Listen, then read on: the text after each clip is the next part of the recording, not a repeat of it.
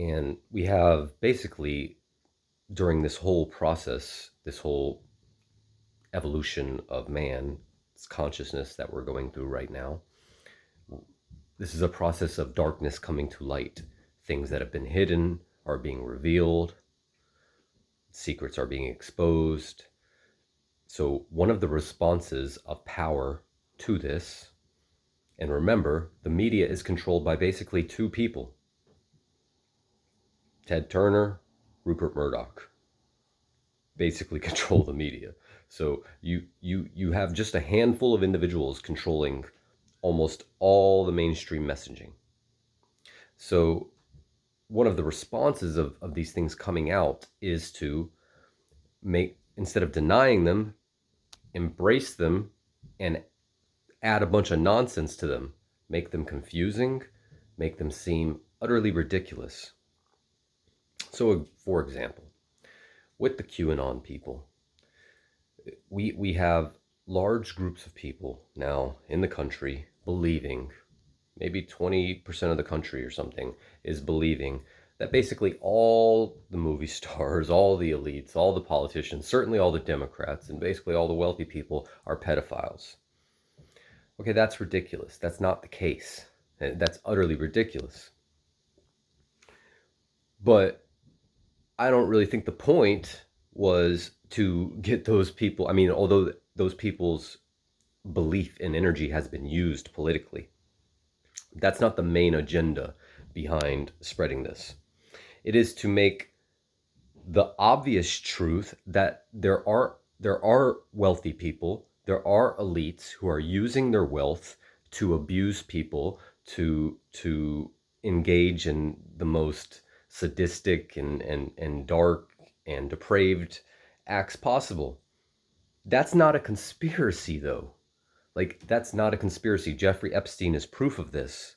And that we've known it's happening in the church. We've known it's happening with wealthy people. Since the dawn of time, there have been wealthy people acting horribly, acting evil, acting evilly.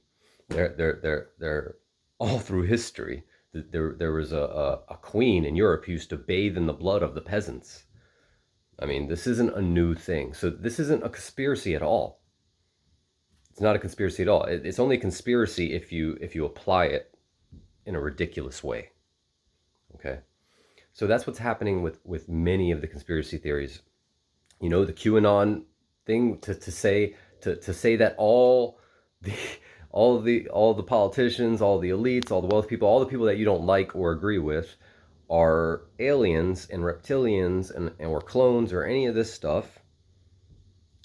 That does not mean that there aren't extraterrestrials. The governments of most countries have admitted, they've admitted there is extraterrestrial presences.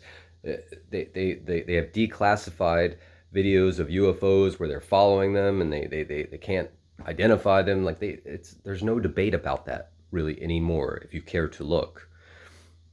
There is debate about what their intention is, who they are, what their involvement is, all that, but not in the existence and communication with extraterrestrials. But again, that's vastly different from believing the whole world is dominated by reptilians.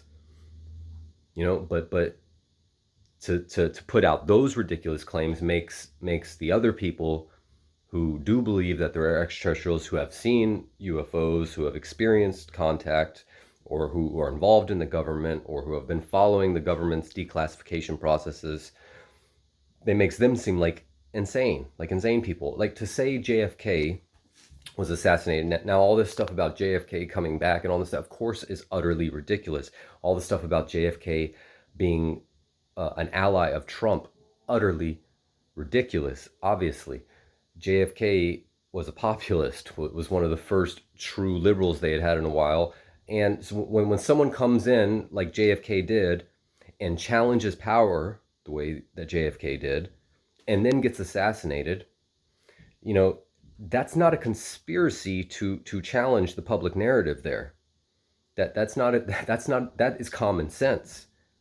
Like, to accept the government narrative when there are so many bad actors in the government, and JFK was known to challenge those, That's not a conspiracy. That's common sense. That should be where we start. We should have to prove that it's not a conspiracy when something like that obvious happens.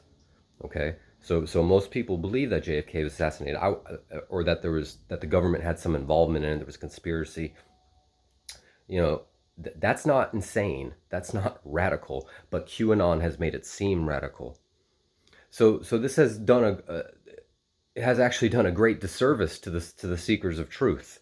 This whole process, and that was the intent.